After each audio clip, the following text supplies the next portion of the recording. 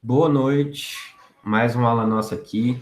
A gente está começando essa disciplina, no caso de sistemas térmicos, e vai ser um semestre bem legal quanto à disciplina, porque com isso aqui a gente vai ver um pouco mais sobre os motores, sobre o funcionamento de máquinas térmicas, de sistemas de refrigeração, tudo aquilo que a gente pode melhorar, dimensionar, entender através de uma máquina térmica. Estarei aqui com vocês durante esse período. Vocês já estão no 7º período, então já está mas estão mais avançados no curso. Espero que a gente consiga aprender o máximo possível aqui. Hoje, na aula, eu mostrarei para vocês a introdução e um pouquinho sobre os ciclos iniciais da nossa disciplina. Agora, deixa eu só fixar aqui. Vamos lá. Só lembrando que a participação aqui, eu quero a participação de todos, eu vou parar provavelmente no meio de alguma coisa aqui que eu esteja fazendo para perguntar alguma coisa para algum de vocês. Então, sempre vai ser assim. Eu estou aqui com a chamada aberta para que tenha participação durante a aula. Vou deixar aqui do lado, ó, a chamada. Beleza, vamos lá. Então, boa noite de novo para quem está chegando agora. Primeira coisa, nosso curso é de sistemas de refrigeração.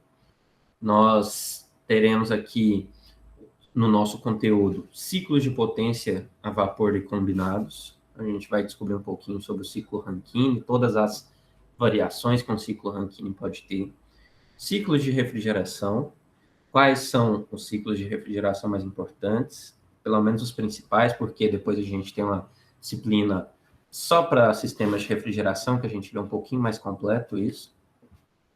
Temos também os ciclos de potência a gás, que geralmente são ciclos que são utilizados em motores para veículos, ou, por exemplo, um ciclo Otto, que é do motor a gasolina, um ciclo diesel para o motor a diesel, um ciclo Brayton para turbinas de avião.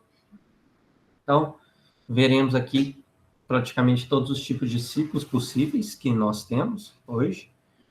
Depois, já na parte mais final da disciplina, ou do meio mais para o final, a gente vai começar a ver sobre os motores de combustão por centelha e os motores de ignição por compressão.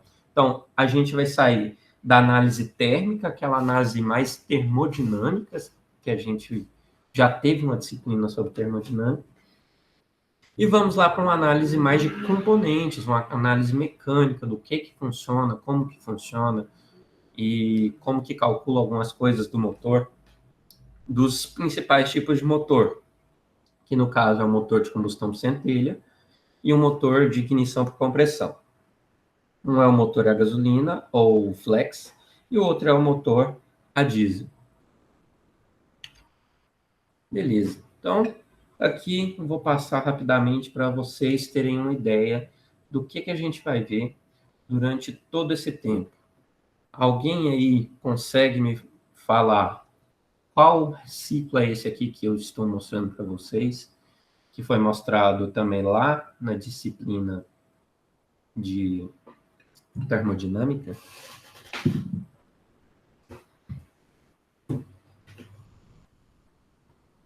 Alguém se voluntaria?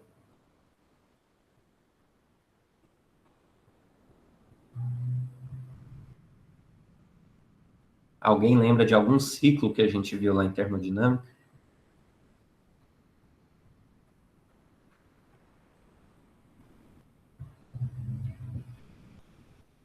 Vou começar a falar então.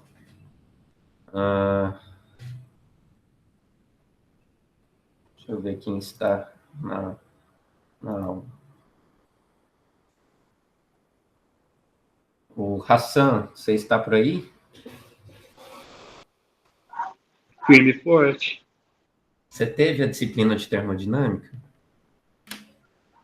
Tive. Você lembra de algum ciclo que você possa ter visto lá? O que você viu em termodinâmica? Você lembra de Não alguma coisa? lembro.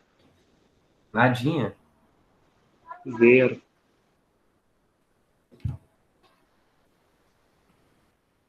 Legal. Ela até saiu da reunião. Beleza. Ninguém lembra nada que a gente viu lá em termodinâmica? Nem quais eram as matérias que a gente estava tendo? Nadinha.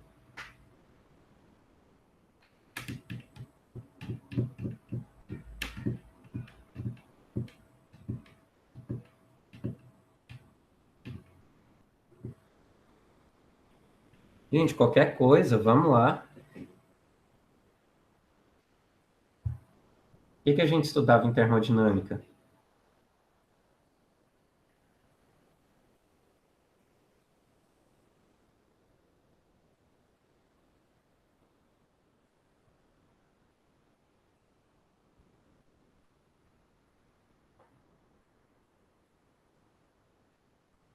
Sim, a gente estudava energia. A gente estudou caldeira. Caldeira está relacionado diretamente com algum ciclo muito importante. Por exemplo, a caldeira que você está falando, a gente estudou bastante no ciclo Rankine, que é o primeiro ciclo que a gente vai estudar. O ciclo Rankine é o ciclo mais utilizado para a produção de energia no mundo. A gente tem um ciclo de refrigeração também, um ciclo de vapor combinado, tudo isso a gente tem diversos ciclos. No caso aqui, ó, estou mostrando para vocês, ó, esse aqui, ó, que eu estou mostrando agora, é um ciclo Rankine regenerativo. Olha aqui, ó, Steam Generator. O que é o Steam Generator? Vai ser a caldeira. No caso, a caldeira que a gente falava lá na disciplina de termodinâmica, está aqui, ó, representada nesse ciclo. É claro que isso aqui não é o ciclo inicial que a gente vai ver, mas a gente vai chegar a ver esse aqui e calcular todas as operações que estão aqui envolvidas. Pode parecer mais complicado agora, mas só que não vai ser tão complicado se a gente for devagarinho quanto a isso. Beleza. Uma coisa, eu quero perguntar se vocês lembram se eu falava de líquido subresfriado, mistura saturada e vapor superaquecido. Vocês têm alguma ideia? Vocês lembram disso?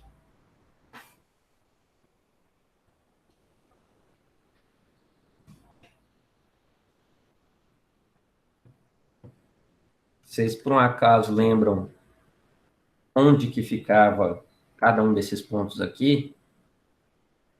Quanto a isso, deixa eu perguntar a qualquer pessoa. O Martius, você está aí? Opa, tô. Você lembra de eu falar alguma coisa sobre líquido resfriado, mistura saturada e vapor superaquecido? Lembra de olhar naquelas tabelas lá, tinha o lugar onde ficava cada coisa, né? Sim, por um acaso você lembra de ver esses gráficos aqui de saturação? Lembrar, eu lembro, mas identificar agora onde é o Y máximo, o X máximo, o que que significa cada coisa, eu não tô lembrando, não.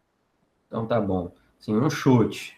Se o meu ponto estiver aqui do lado direito, você acha que pode ser vapor Vapor, superaquecido, é. ou mistura saturada, ou líquido Acho que é subresfriado? vapor superaquecido, primeiro é mistura saturada, e no meio. Não, no meio é mistura saturada. Depois vapor superaquecido e o outro é vapor o quê? O outro é líquido subresfriado. É, então é o primeiro. Acho que é isso. Ali. É isso aí mesmo. Então, ó, gente, do lado esquerdo da nossa curva de saturação, a gente chama isso aqui de tudo de líquido subresfriado. Nessa linha aqui que a gente tem, nós temos exatamente a linha de saturação. Quer dizer que desse ponto aqui de cima para a esquerda é a minha linha de líquido saturado. Líquido saturado, é essa linha aqui, ó. Tudo que estiver nesse ponto, nessa linha, líquido saturado. Tudo que estiver nessa linha do lado direito, a gente vai chamar de vapor saturado. Por quê? Aqui é líquido, aqui é vapor. No meio, a gente vai ter uma mistura. Essa mistura que a gente chama de saturado. Com essa mistura, a gente tem que determinar a quantidade de líquido e de vapor que a nossa condição vai nos apresentar. Então, olha aqui, ó, gente. Se estiver nessa linha, líquido saturado. Se estiver fora da linha da parte esquerda, líquido subresfriado. Se estiver no meio, é uma mistura saturada. Se estiver nessa linha aqui, ó, vai ser vapor saturado. E se você estiver do lado direito, a gente tem o vapor superaquecido. Então, é dessa forma que a gente identifica nesse gráfico quais são os estados da nossa matéria. Outra coisa importante, o que é a saturação?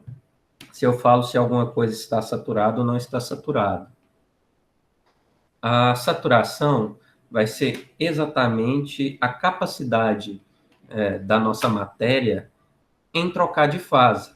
Quer dizer, então, se eu estiver aqui falando que está em líquido saturado para vocês, quer dizer que eu estou falando que o líquido está preparado para vaporizar, está perto de trocar de fase. Precisa só de um adicional ali de energia para que você consiga trocar de fase. E se você estiver aqui em vapor saturado, nessa linha, o vapor está preparado para voltar a ser líquido, dependendo do que aconteça aí. Então, a saturação nos diz respeito à possibilidade, nesse caso aqui, dele vaporizar ou dele condensar. Qualquer um desses dois aqui são possíveis. E no meio, a gente sempre tem uma mistura dos dois. Tem um pouco, tem vapor saturado e tem líquido saturado, que é uma mistura dos dois. Então, esse aqui é um ciclo regenerativo. A gente vai ver que é utilizado esse ciclo um pouco mais complexo para elevação da eficiência. Aqui um outro exemplo, nós temos um outro ciclo. Tem aqui um compressor, uma turbina, gás de escape. Isso aqui pode ser um ciclo Brayton. No caso aqui, a gente acontece uma combustão. A combustão é aquela onde que a gente ganha o calor. Depois, produz o trabalho. Toda a máquina térmica que a gente tem aqui no nosso planeta, qual que é a função dela? Não só no nosso planeta, né? A função da máquina térmica é produzir um trabalho para a gente. Ou, quando a gente for analisar um sistema de refrigeração ou uma bomba de calor, ao invés da gente produzir trabalho, eu vou fornecer trabalho. E vou retirar calor do ambiente ou vou produzir calor para o ambiente. Mas isso a gente vai ver mais para frente. Então, vamos conseguir ver cada um desses processos aqui. Por exemplo, para eu lembrar aqui para vocês, de 1 para 2, o nosso fluido de trabalho está passando num compressor. O que o compressor faz? Comprime, eleva a pressão. Então, olha aqui, de 1 para 2, o que está acontecendo, gente? Com a pressão aqui, sobe aqui para cima. 1 para 2, a nossa pressão se eleva. De 2 para 3, acontece a combustão. A combustão é onde que a gente tem uma entrada de calor. É onde que está acontecendo a combustão, a entrada de calor. O que acontece? Olha aqui, nossa pressão nesse caso aqui vai ser constante. Mas, se a gente analisar aqui no nosso outro gráfico, a temperatura está se elevando bastante. De 2 para 3, temperatura elevando. E entropia também aumentando, você está tendo troca de calor. Depois, aqui de 3 para 4, você tem a saída de trabalho. Então, 3 para 4 é o trabalho que a gente está pegando disso aqui. É o que faz, por exemplo, um avião movimentar, a turbina funcionar. O que nós temos? Sem troca de calor, por isso de 3 para 4 a gente fala que isso aqui, o S, é constante. E de 3 para 4 nós temos um aumento de volume, diminuição de pressão. porque você extraiu o trabalho líquido aqui do nosso problema. E por fim, de 4 para 1, a gente tem a saída, a rejeição, em que você diminui o volume, porque você está começando a comprimir novamente, e a pressão continua a mesma, e você perde temperatura, porque você está fazendo a exaustão, aqui no caso, a rejeição de calor. Beleza. O que a gente vai ver também agora nessa disciplina? Quais são alguns ciclos termodinâmicos muito importantes? Por exemplo, o ciclo Otto. Esse aqui é um motor de combustão interna, a 4 tempos, o ciclo Otto. Nós vamos aprender aqui quais são todos os tempos que acontecem, porque fala que é 4 tempos, então tem que ter 4 processos que a gente vai analisar. O primeiro deles aqui, ó, a gente tem a admissão de ar. Nosso cilindro, digamos assim, respira um ar do ambiente, suga o ar.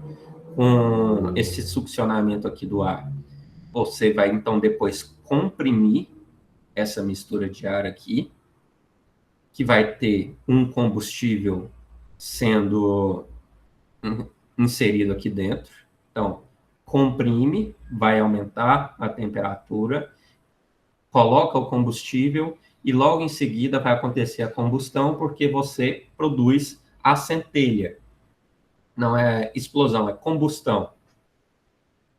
E depois que você teve a combustão aqui, você vai expandir novamente o seu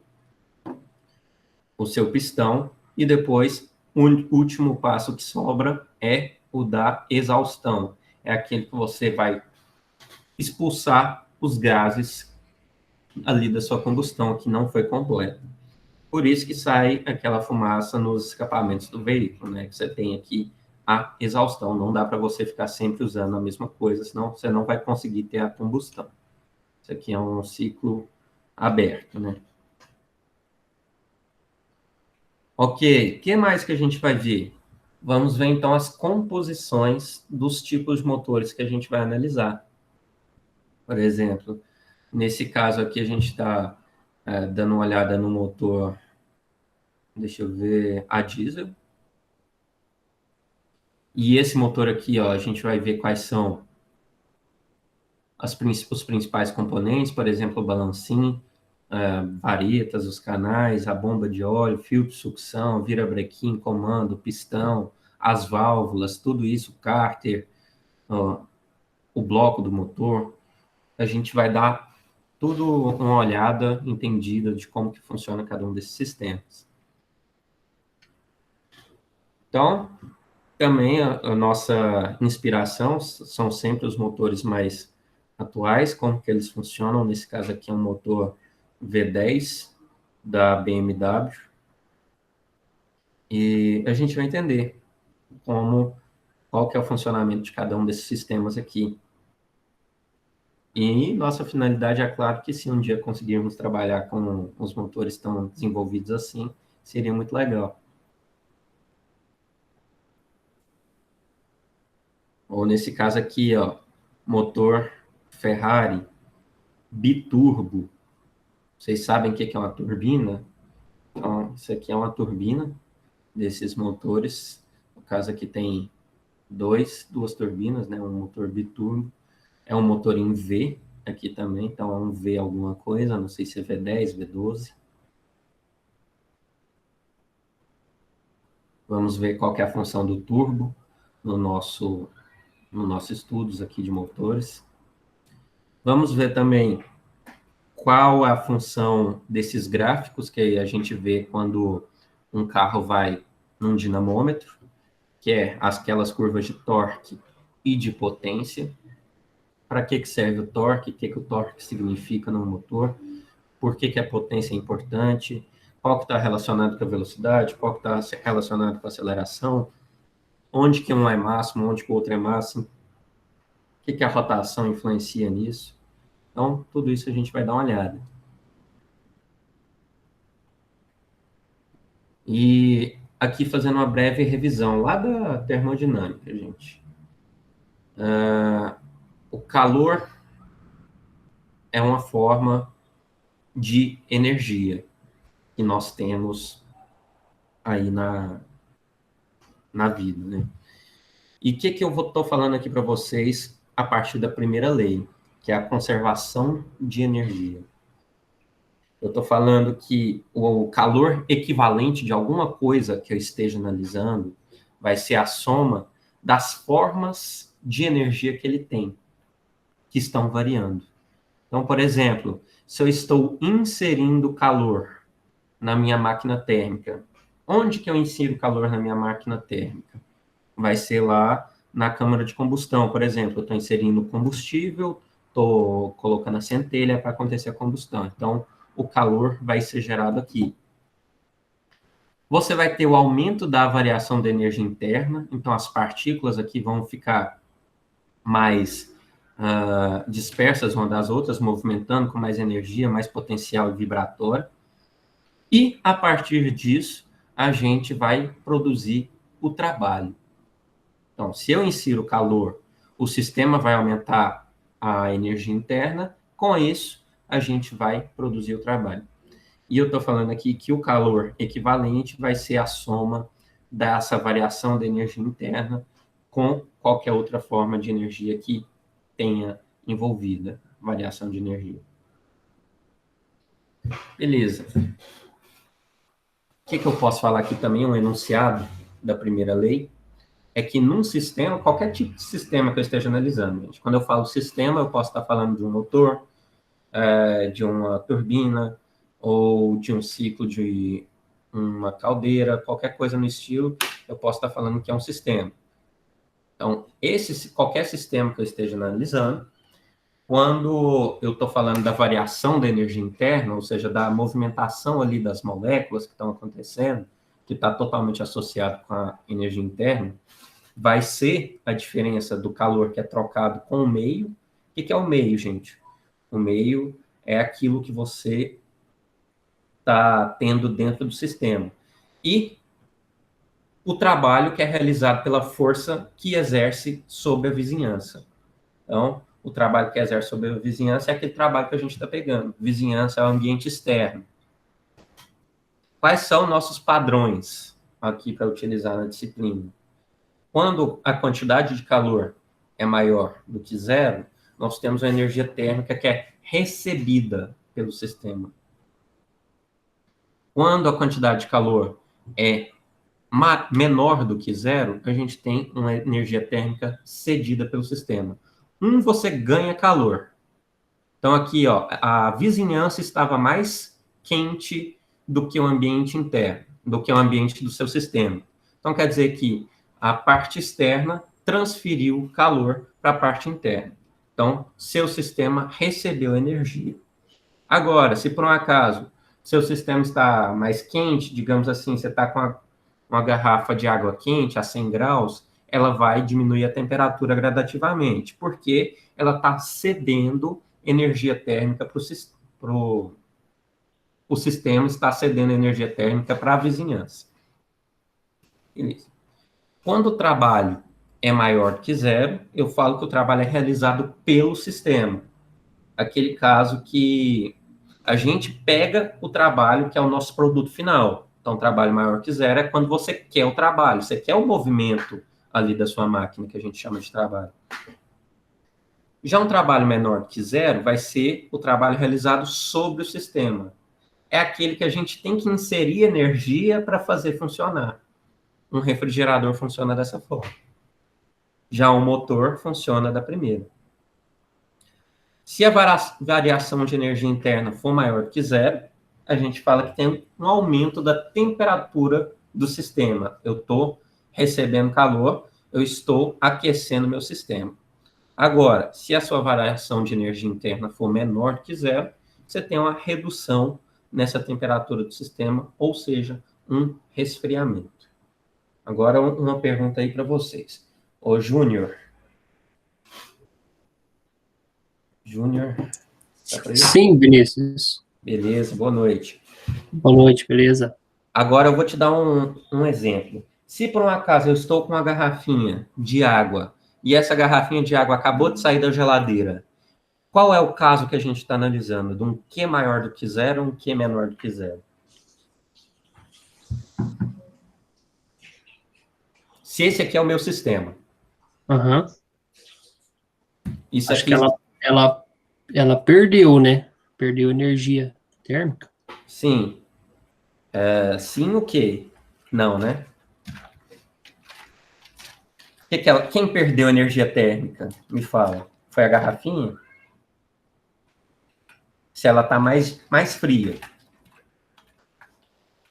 E lá fora tá mais quente. Lembre que o fluxo de calor é sempre do meio mais quente para o meio mais frio. Então, na verdade, a gente tem um Q maior que zero. Por Ou quê? não? Porque tá certo. Agora fala por quê. Porque Porque o o fluxo meio de calor, sempre é do mais quente para o mais frio. E se minha garrafinha está mais fria, quem está Aham. recebendo calor aqui é a garrafinha. A minha vizinhança aqui está transferindo calor para o meu sistema. Então, ele está recebendo. O sistema está recebendo energia térmica. Beleza. Valeu.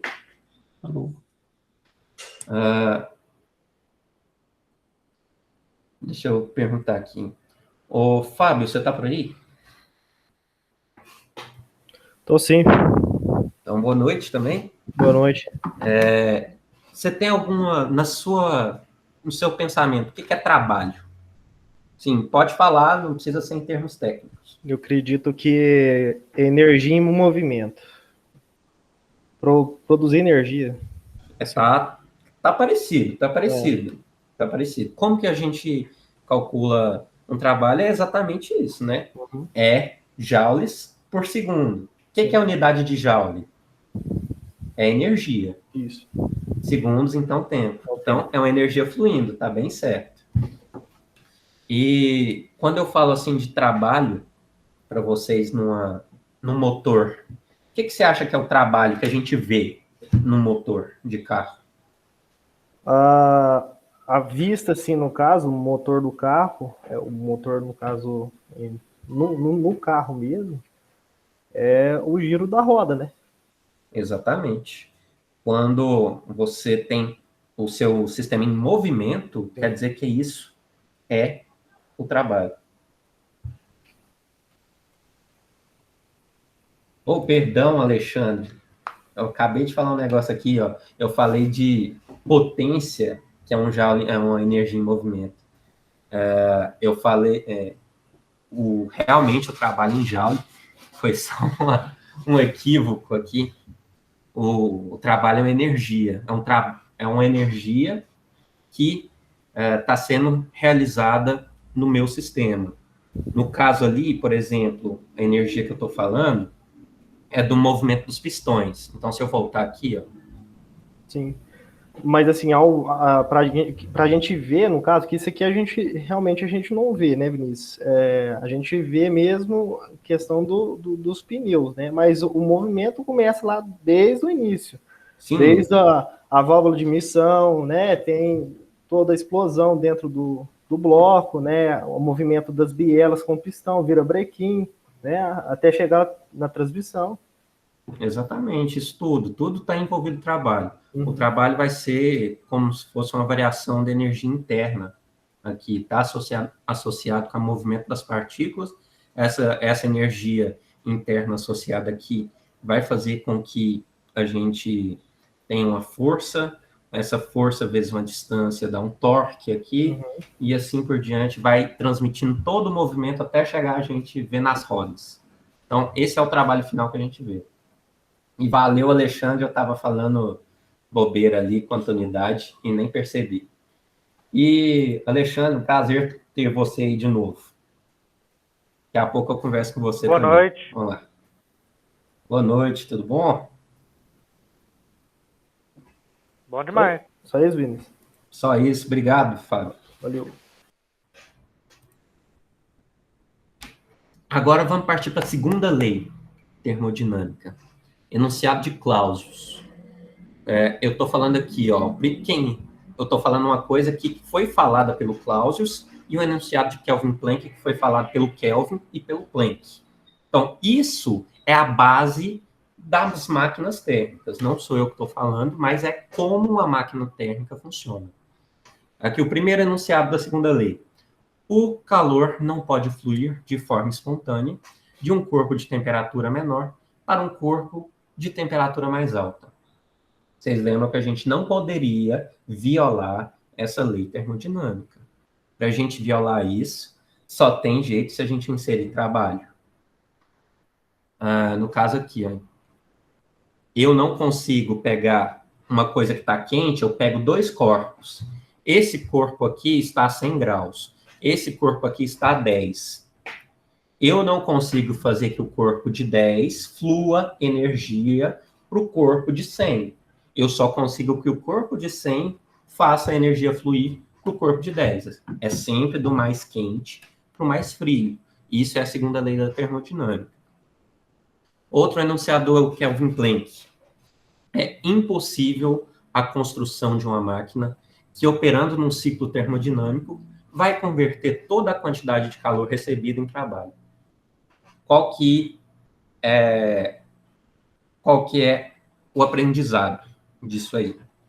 Se eu te dou, por um acaso, 10 litros de combustível para você colocar no seu veículo, o poder calorífico desse combustível, digamos que ele tem um poder de energia de 1.500 joules. Vamos falar isso. Poder dele. Poder de energia dele, que ele tem disponível, 1.500 joules. Só que você vai inserir isso no motor, esses 1.500 joules. O seu motor não vai entregar lá na roda os 1.500 joules, porque todo motor tem uma certa eficiência. Ele não consegue converter 100% da energia que foi dada para ele em uma energia vista na forma de trabalho. Então, se eu colocar 10 litros de combustível, você não está utilizando todo o potencial do combustível, porque você está perdendo, está tendo perdas aí em todo o seu motor. Um exemplo bom para a gente. O Daniel, você está por aí? Tô aqui. O Daniel, você já ouviu falar de motores elétricos? Já vi falar só, mas não sei direito assim não, porque Você acha que um motor elétrico tem eficiência maior ou menor do que um motor tradicional a combustão? eu acho que tem maior, que igual você falou, dependendo tanto não, né? Todo tanto de gasolina que você põe, não vai utilizar total, né? Eu acho que o elétrico tem maior, tipo assim, usa tudo, né? Eu penso. Não usa tudo. Não existe nenhum processo que a gente tenha que é 100%. Mas já é bem melhor. Valeu, Entendi. Daniel. Por exemplo, um motor elétrico tem uma eficiência na casa de 80%, 85%, alguma coisa no estilo. Até 90% você consegue ter uma eficiência. Já um motor de combustão interna, as maiores eficiências que a gente consegue ter são na casa de 35%, 40%, eu acho que nem tem. Então, vocês vejam a diferença, que é um motor de combustão interna para um motor elétrico. E tem uma coisa... Vinícius, Pode falar. em relação à força? Em relação ao... A força mesmo. A força... Às vezes você precisa de um motor... Porque até hoje, pode ser que tenha, mas eu nunca ouvi falar de trator elétrico.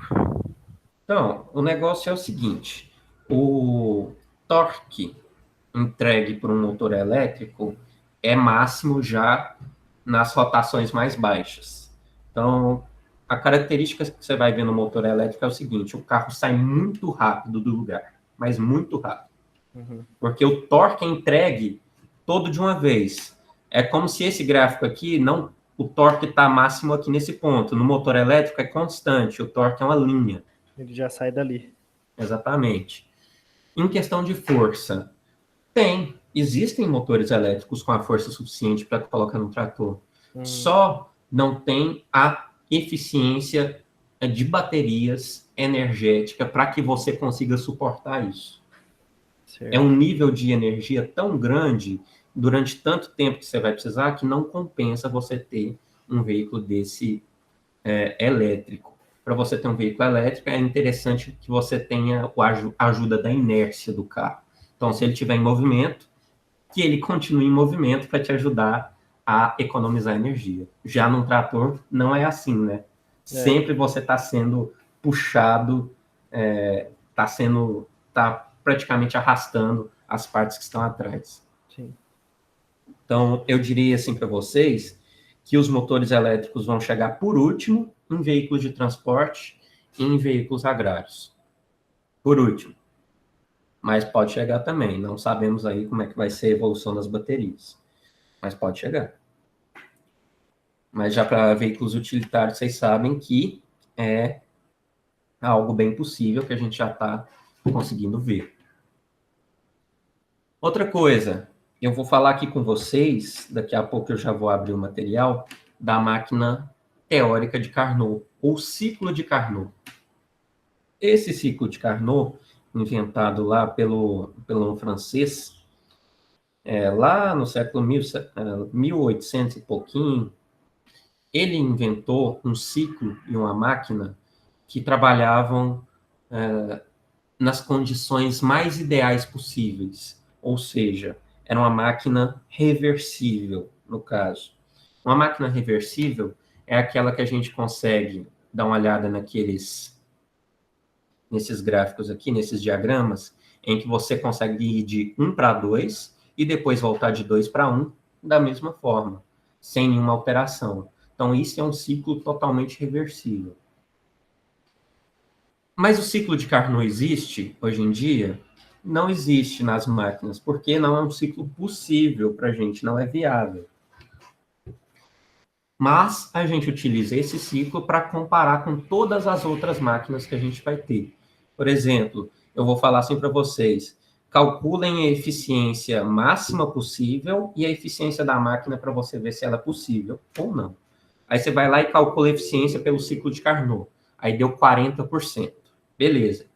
Aí você vai lá e calcula a da sua máquina real. Aí você fala, tá dando 45%. Essa máquina tem possibilidade de existir? Não tem. Você fez algum cálculo errado, essa máquina não existe.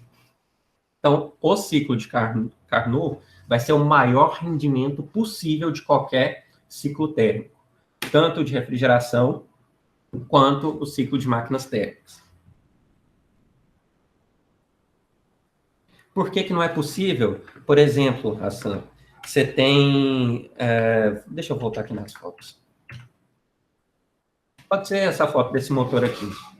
Você está tendo uma transmissão de calor do seu sistema para a vizinhança, não tem? Você concorda comigo que tem isso? Beleza.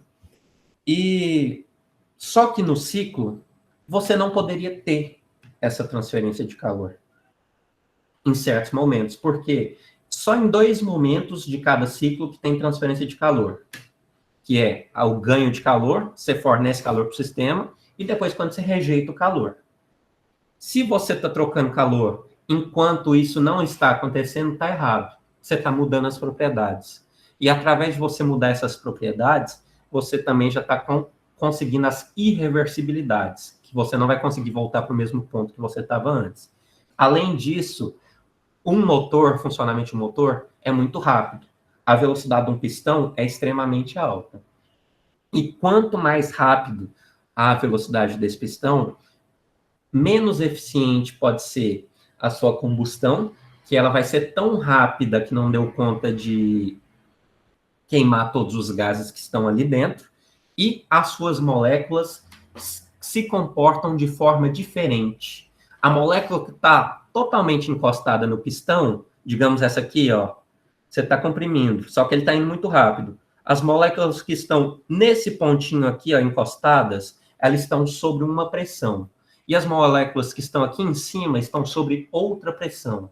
porque é tão rápido que não dá para ser uniforme. E dessa forma a gente fala que é um sistema irreversível que a gente não consegue produzir na realidade. Carnot seria a máquina térmica perfeita. Sim, é a nossa base. Sim, a gente pega a eficiência de Carnot, se a nossa máquina tiver com eficiência parecida, é porque a nossa máquina está boa, bem projetada.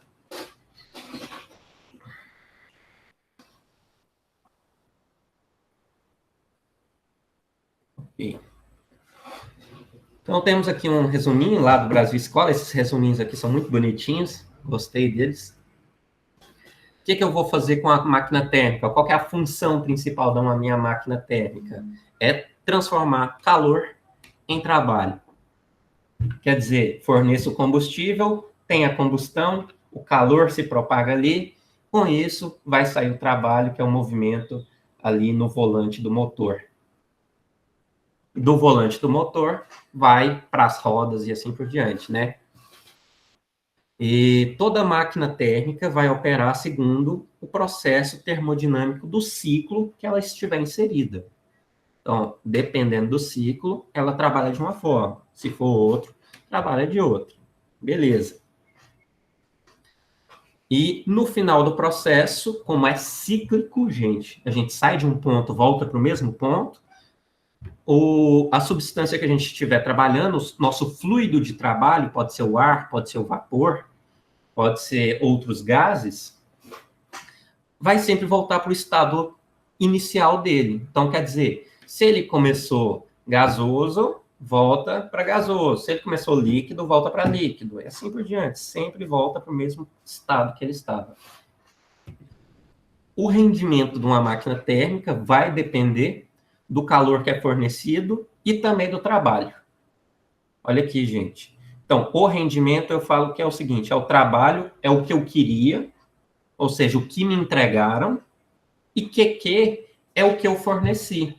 Então, se eu chego assim para você, para qualquer um de vocês e pago assim, ó, olha, eu vou dar R$100 para você capinar meu latte hoje. Beleza. Então, eu vou lá e entrego R$100. O que é o R$100 aqui? O que eu entreguei, é o calor que eu te dei, digamos assim. E o trabalho? Qual foi o trabalho que você me forneceu? Capinar o lote.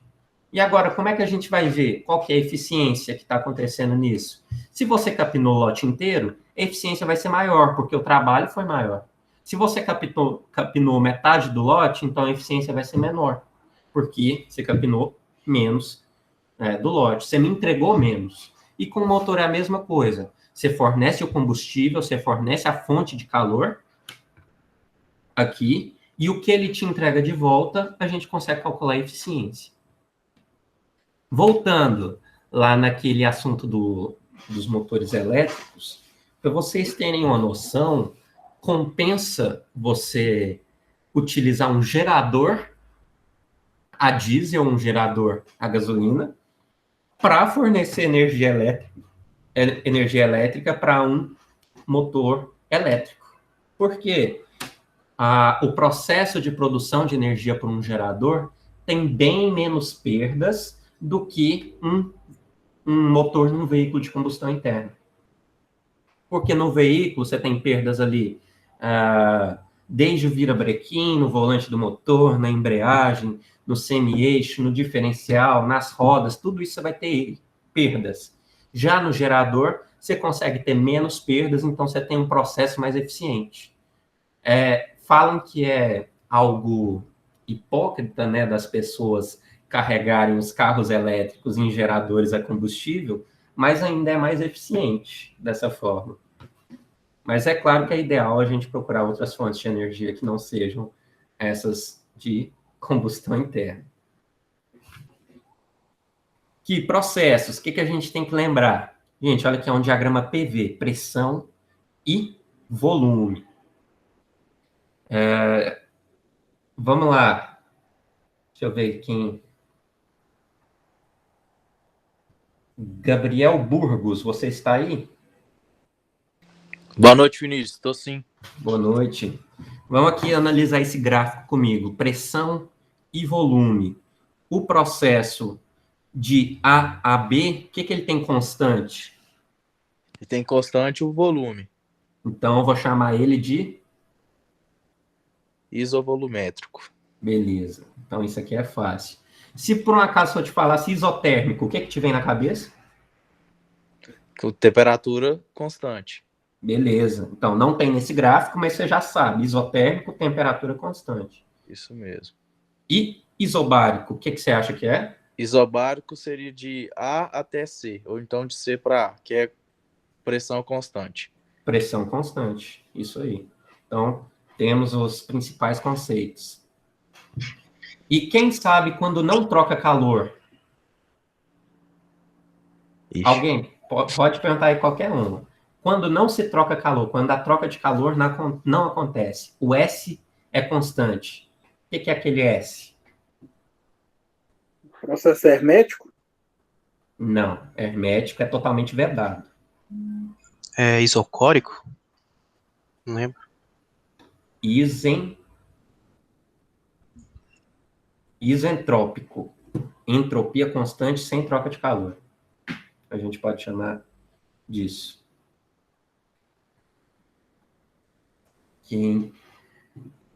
Agora vamos lembrar. Vocês gostam das tabelas termodinâmicas?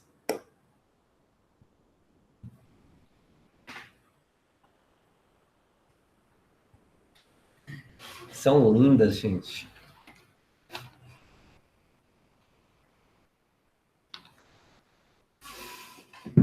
Por exemplo, tabela termodinâmica. Quando eu fiz a disciplina de termodinâmica, na minha graduação, eu juro para vocês, eu não entendi nada. Eu entendo se vocês falarem que não entenderam nada também. Mas na primeira vez que eu fiz, eu não entendi nada. Mas só que depois eu fui passar a estudar um pouco mais sobre essa disciplina e eu passei a gostar demais dessas tabelas. Para mim, são as tabelas mais legais que existem na engenharia, essas tabelas termodinâmicas. Que elas são muito tranquilas de ser usadas se a gente pega a manha.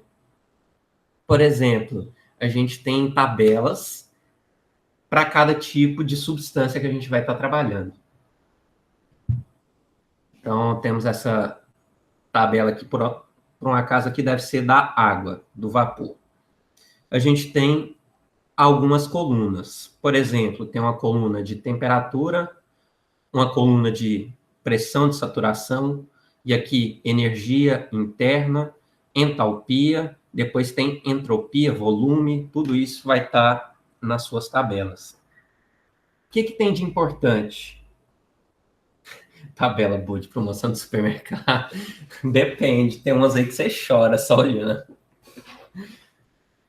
Vamos ver aqui, ó. Primeiro, você tem a temperatura da substância que ela está. Por um acaso, eu te dou lá no exercício que a temperatura da substância é 70 graus. Então, você vai vir aqui em 70 graus, você vai me falar assim, professor, a pressão de saturação a 70 graus é 31,19 kPa. Quer dizer que eu preciso desse nível de pressão aqui e essa temperatura para o meu líquido estar prontinho para vaporizar ou o meu vapor está prontinho para condensar. Aqui, energia interna. Olhem a diferença, gente. Isso aqui é de líquido, isso aqui é de mistura, que é de líquido e vapor, e essa aqui é de vapor. Vejam que a energia interna está associada ao movimento das partículas. Então, vamos lá. Ô, Gabriel Burgos, eu falei que foi com você, não foi? Você já perguntou para mim já, Vinícius. Beleza, vamos lá. Vamos para o Marcos Paulo, você está por aí? Você está sem microfone? Beleza, então para você, já que eu estou falando que energia interna, que é essa parte aqui da minha tabela, está associada com a variação do movimento das partículas, qual que você acha que tem mais energia? Uma partícula sólida, uma partícula líquida ou uma partícula em vapor? Qual é que tem mais energia? Em vapor. Porque está tendo movimento das moléculas. E por que a gente utiliza, então, a condição de vapor, na maioria das vezes, nos ciclos? Por que todos os ciclos que a gente utiliza gases, vapores, o ar ou o vapor d'água?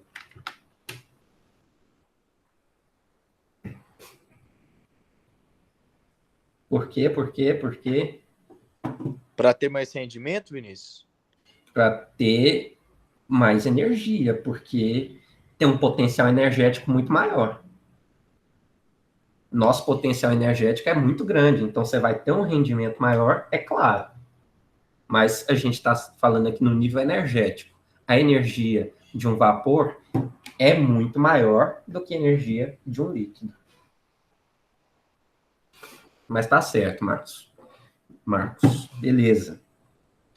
Uma outra coisa, a minha tabela termodinâmica, ela é dividida numa parte de líquido, que esse UF aqui, ó, vocês vão encontrar nas tabelas em inglês UF.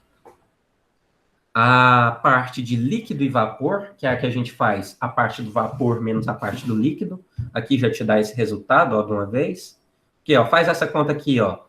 2.375.3 menos 0. Dá isso aqui. 2.382,3 menos 20,97. Dá isso aqui. Então, é exatamente isso que tem nessa coluna do meio. É essa parte menos essa parte. E temos a parte da energia do vapor saturado. Então, tem a energia do líquido saturado, a energia do vapor saturado e a energia da mistura que está entre essas aí. Na entalpia tem a mesma coisa e na entropia também. A gente consegue calcular cada uma delas. Vocês vão ver aí no exemplo da próxima aula, eu faço o uso dessas tabelas aí para vocês terem essa noção de como é que funciona. Beleza. Então, a gente tem aqui essa tabela termodinâmica. Vamos dar uma olhada. A gente tem água a 80 graus Celsius e 3 valores de volume específico. Então, a gente tem aqui nossa água a 80 graus Celsius. 80 graus Celsius, ela está aqui. Correto? Tem 3 volumes específicos. Eu tenho um volume menor. Aqui, ó, specific volume. Vamos ver se comparar isso primeiro, ó, 0,0010, é um volume pequeno. Vamos comparar com o volume de líquido, gente, olha aqui, ó. 80 graus Celsius, 0,001029. Esse volume 1, ele está menor do que o volume de líquido saturado. Então, se ele está menor do que o de líquido saturado, ele está à esquerda daquele gráfico. Então, ele é líquido subresfriado. Se ele está à esquerda. Agora, no caso aqui, vamos ver o outro. Deixa eu ver aqui. Elisa, você que gosta de participar, agora participe.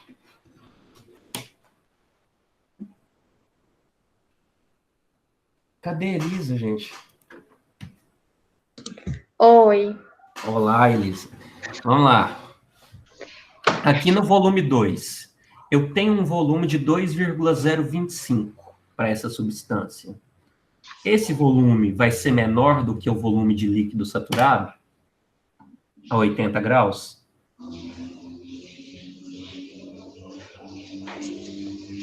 Sim? Não, Menor? ele é maior. Ele é maior, beleza. Mas ele vai ser Ele maior... Ele vai estar no meio, correto. Ele vai estar entre líquido e vapor, não é? Isso. Então, o que ele vai ser? Ele vai ser líquido comprimido, líquido saturado, mistura saturada, vapor superaquecido. Qual desses que você acha? Se ele vai estar entre os dois? Líquido saturado? Peraí, ó. Líquido saturado é isso aqui, ó. É essa linha. Se ele está entre os dois, líquido saturado e vapor saturado. Aquela parte do meio.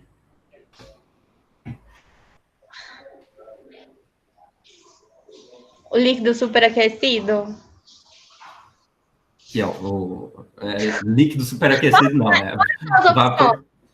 A gente tem líquido subresfriado, quando ele é à esquerda do gráfico, líquido saturado, quando é nessa linha aqui, ó, isso aqui é líquido saturado, tudo que está aqui é líquido saturado, esse exato valor. Você tem no meio, que é mistura saturada, você tem a linha de vapor saturado, que é exatamente esses valores, e se você estiver maior do que isso, você está em vapor superaquecido. Então, o volume 2, que se encontra aqui, seria o quê? No meio. É uma mistura. É uma mistura saturada, porque ele está entre o líquido e o vapor. Não é nenhum nem outro. É uma mistura dos dois. E agora, você também aqui, fala aqui comigo, se o de 3,71, onde que ele vai estar? Ele vai estar à direita do vapor. Se eu levar... ué. Isso aí. Então, vai estar vapor superaquecido, se ele está à direita da linha de saturação. Obrigado. Por nada. Então, tá aqui, gente, ó. Ponto 1. Era um líquido subresfriado, um líquido comprimido. Você pode chamar das duas formas. Depois, a gente viu o ponto 2 estava entre as linhas. Então, aqueles valores são exatamente essas linhas aqui, gente, ó. Então, essa é a linha de líquido líquido saturado e essa aqui é a linha de vapor saturado. Se você está entre os dois, o volume está entre os dois, você está aqui no meio, na mistura entre os dois. E se você estiver à direita, se você for maior, você tem o vapor superaquecido, nesse caso. Beleza. E aqui, um exemplo usando título. O que é título? Alguém lembra o que é título de vapor? A quantidade em massa de vapor na mistura saturada? Exatamente, a quantidade de vapor que eu tenho dentro da minha mistura. Então, se eu te falo que o meu título é 1, o que ele é? Vapor saturado. Isso, é totalmente vapor saturado. Se eu te falo que o título é 0... Líquido saturado. Líquido saturado, exatamente. E se tiver no meio termo aí, 0,5, 0,2, você vai estar uma mistura no meio. Então, aqui, ó, lembrando, ó, deixa eu mostrar. Ó. Nesse ponto, o X é igual a 1. É o título de vapor, quer dizer que eu tenho só vapor saturado. X igual a 1. Nesse ponto aqui, X igual a 0, porque eu tenho só líquido saturado. E qualquer valor aqui no meio, a gente pode calcular o nosso título. Como que a gente calcula o título? Então, através dessa formulazinha linda aqui, ó, o nosso título, ele nos dá uma proporção de quanto de vapor que tem na nossa mistura. Então, nesse caso aqui, ó, para eu calcular o volume de uma matéria, de uma substância que está numa pressão de 10 megapascal, tá aqui, a gente pegou na tabela. Você consegue ver qual que é o volume específico de líquido, que é esse aqui, ó, 0,14. O volume específico de vapor, que é o 0,18. E lembrando que o de vapor menos o de líquido dá aquele de evaporação. Então, se tiver isso direto na tabela, você já pode usar direto. A gente vai ver isso nos próximos exemplos também. Então, você vai utilizar o título para encontrar o volume dessa mistura. Quando ele não está nem para a parte esquerda, nem para a parte direita, a gente tem que fazer isso, quando ele está ali no meio. Beleza.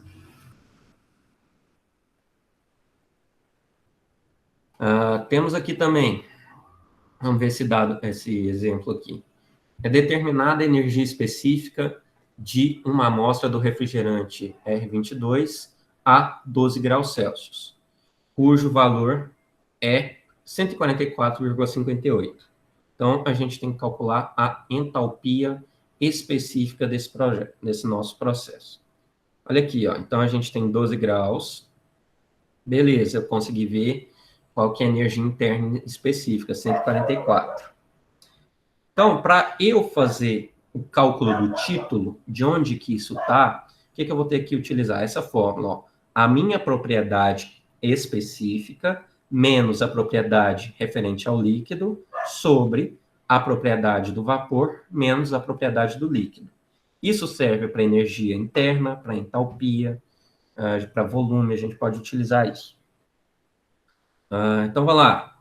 O que a gente deu no exercício? Foi energia interna, 144. Então, a gente vai lá na tabela agora para encontrar a energia interna relacionada ao líquido saturado. Então, está aqui, ó, 58,77. E o de vapor é 230, menos esse 58,77. Dessa forma, a gente vai encontrar o nosso título. Quer dizer que 0,5 está me falando que eu tenho 50% de vapor e 50% de líquido na minha mistura. Então, logo, para eu calcular essa entalpia, eu vou utilizar aquela mesma fórmula que foi utilizada no slide passado. É a propriedade de líquido mais o título vezes o vapor menos o líquido. Então, mesma coisa, a entalpia do líquido mais o título vezes entalpia do vapor menos entalpia do líquido. Aí eu consigo pegar isso na tabela também. Ó. Entalpia do líquido, está aqui, 59,35. O título, acabei de calcular. Entalpia de líquido e vapor é o quê? Exatamente isso aqui, 194,64. Se eu fizer essa conta do G menos o F, dá exatamente isso que está no meio. Então, você já pode pegar isso que está aqui no meio e colocar aqui direto para calcular qual que é essa entalpia. Agora vamos para a parte que vocês gostam, né? Parte de ponto. 25 pontos. A gente tem 3 avaliações dentro da sala de aula. Você tem 7,5 pontos para a APS, que na verdade são as atividades que a gente vai fazendo dentro de aula. 5 pontos para a prática, que vai ter da disciplina, a gente vai ver algumas coisas sobre motores. E 2,5 pontos era para ser um trabalho prático. Isso, claro, se a gente tivesse todo mundo junto. Como a gente não está junto, não creio que isso seja possível. Então, esses 2,5 pontos aqui vão vir para as atividades que vocês vão entregar para mim durante todas as aulas. Todas as aulas que a gente for fazendo, sempre vou postando atividade. Ok. O trabalho prático era para ser esse, era um motor Stirling, na verdade. Não é um motor muito complicado de ser feito, mas é interessante porque a gente consegue fazer ele funcionar. E vemos aí a aplicabilidade do ciclo na prática. Isso aqui são os equipamentos já mais complexos um pouco. Dá para fazer até um motor Stirling bem mais simples, até com latinha de alumínio, dá para fazer um negócio bem simplesinho. Cara, eu tenho um desse com 2 seringas, feitos acho que da primeira vez que eu fiz engenharia mecânica. Peraí, quem tá falando? O Hassan. Hassan? Sério, olha, que legal. Sério, Isso aí. acho que ele tá até aqui em casa. Eu não sei se ele funciona ainda, mas ele ainda tá aqui. A gente tem uns 2 desses lá no laboratório, do pessoal que fez também.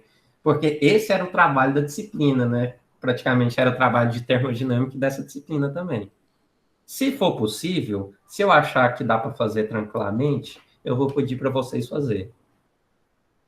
Espero que nossa situação aí consiga melhorar, né? Essa pandemia consiga ser neutralizada. O meu ainda tá pelas metades, né? Mas ainda funciona se mexer nele. Foi muito legal de fazer. Bom saber que se eu falar para vocês fazerem, você vai ter que fazer de novo. De novo, não tem problema não.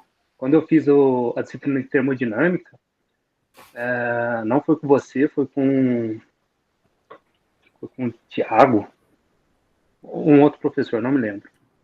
Meu grupo teve que fazer 2, um de latinha e esse de seringa. Muito legal, né?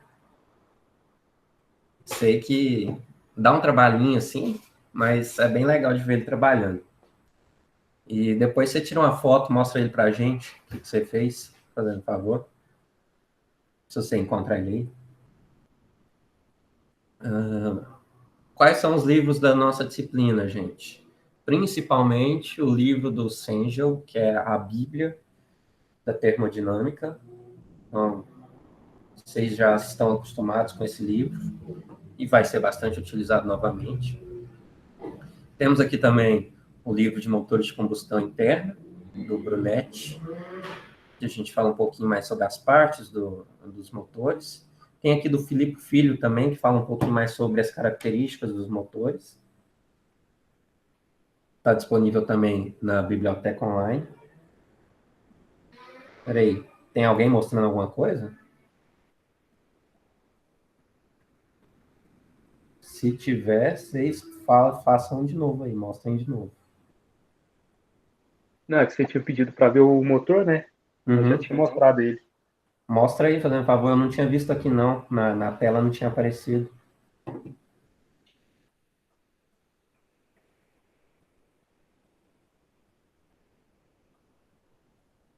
Ah, legal, legal. Bem legal, agora tá dando para ver. Obrigado, viu?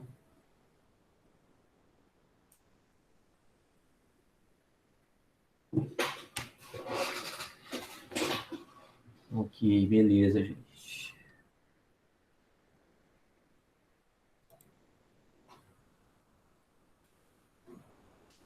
Então, esses aqui são os livros que vocês estão acostumados. A didática não vai ter quadro branco por enquanto, mas se a gente voltar, teremos um pouco de quadro também. Tanto que eu tive que produzir todo esse material inicial aqui novamente, colocar ele no slide, porque eu passava tudo no quadro, passava os ciclos, calcular tudo no quadro. Aí eu estou tendo que fazer, pelo menos dessa primeira parte, todos os slides novamente. Vamos ter exercício toda a aula, é claro, né? Textos, tem muito texto, tem artigo que eu vou passar para vocês, apostila sobre o que a gente está vendo, meu material, claro que vocês vão ter ele disponível também. Nossas aulas vão estar gravadas, vocês já conhecem meu canal no YouTube. Quem não conhece, está lá. É só pedir para os coleguinhas aí que vocês sabem o nome, que eu nem sei o nome do meu canal. Não sei nem como é que acha meu canal.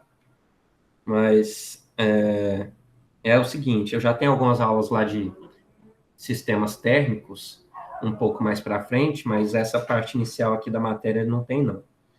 E depois, quando a gente gravar novamente as aulas que eu já tenho lá gravadas, eu vou deixar o link privado apenas para quem tiver o link. Então, eu vou deixar o link com vocês e só vocês vão ter acesso a essa aula. Deixa eu ver. Algum choro já inicial ou não?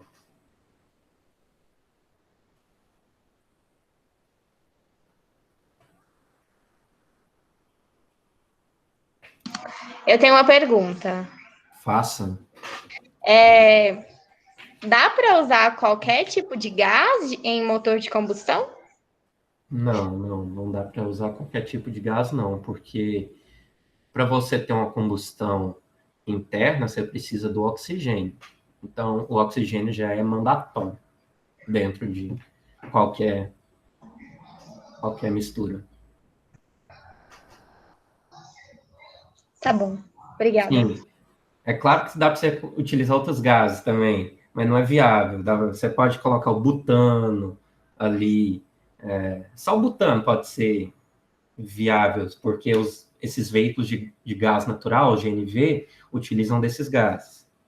Mas não é algo comum. Mas a gente vai ver isso também. Mas eu estava pensando mais em qualquer tipo de gás, eu fui muito abrangente. Mas dá para a gente utilizar alguns tipos de gases que são inflamáveis. Ô Vinícius, como é que é feita essa questão do GNV aí? Como é que é? Assim, eles falam GNV, mas a gente não tem noção direta do jeito que é feita a explosão dentro do pistão lá. Como é que é? É um gás, é isopropano, propano alguma coisa. Ele é extraído através da refinação ali do petróleo também.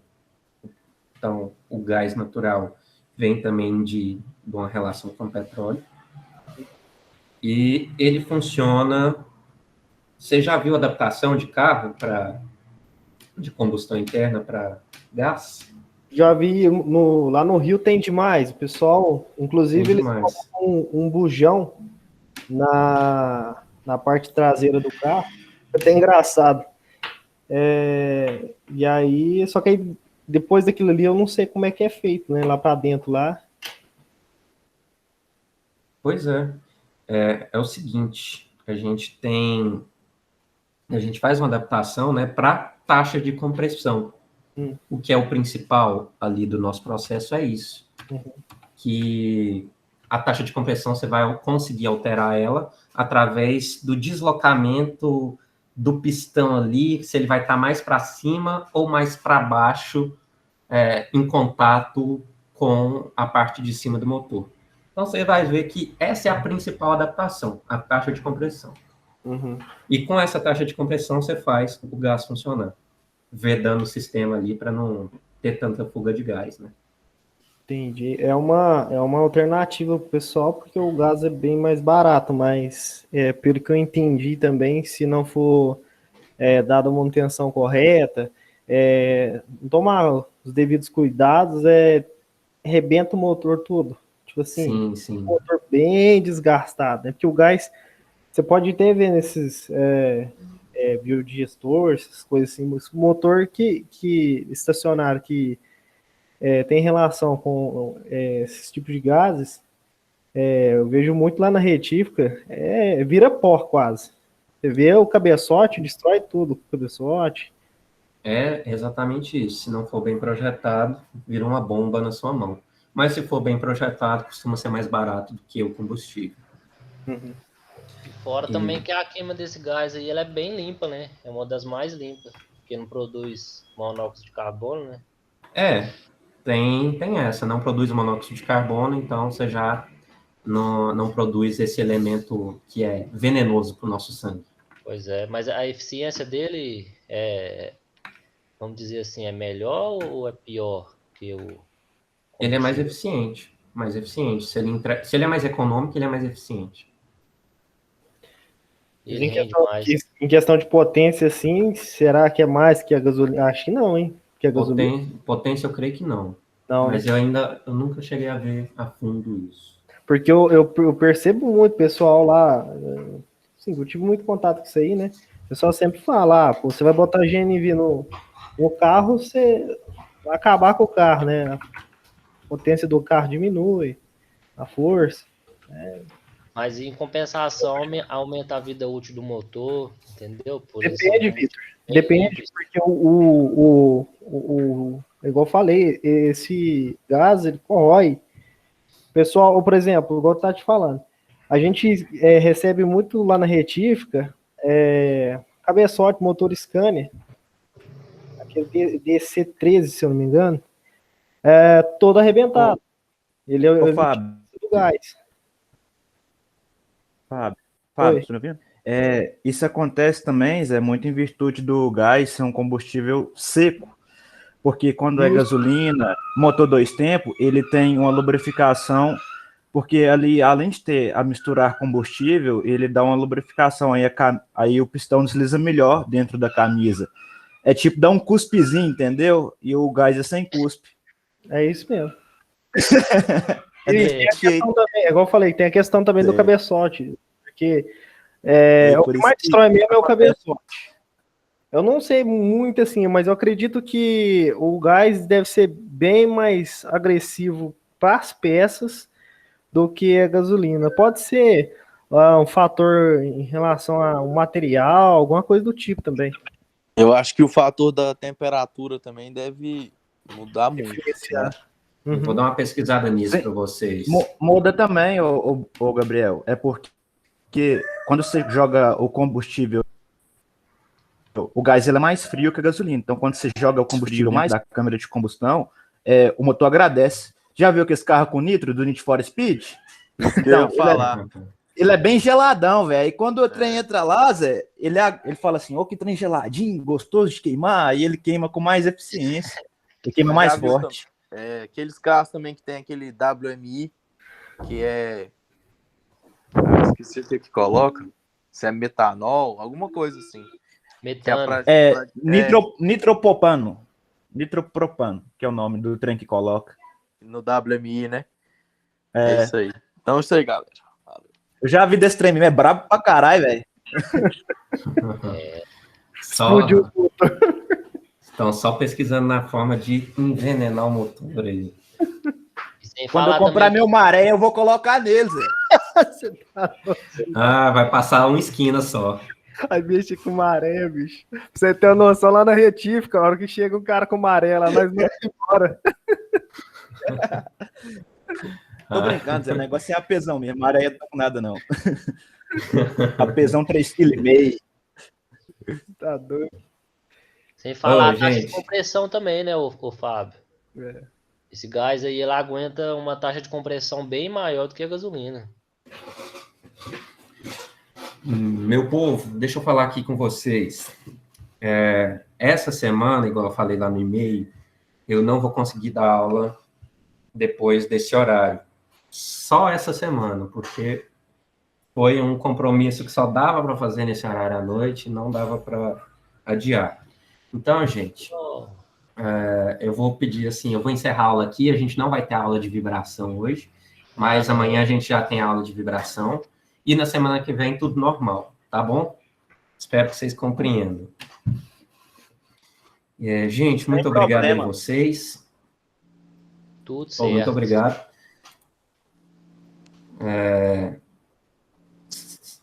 Amanhã a gente volta com a aula de vibração, para vocês chorarem um pouquinho. E é isso, gente. Muito obrigado aí. Falou, boa noite. Se inscreve no canal e dá o joinha. Manda um abraço aí pro meu amigo Paulo Brito. Zé, Um abraço aí pro mais do Paulo. meu primo. Um abraço pro primo aí também.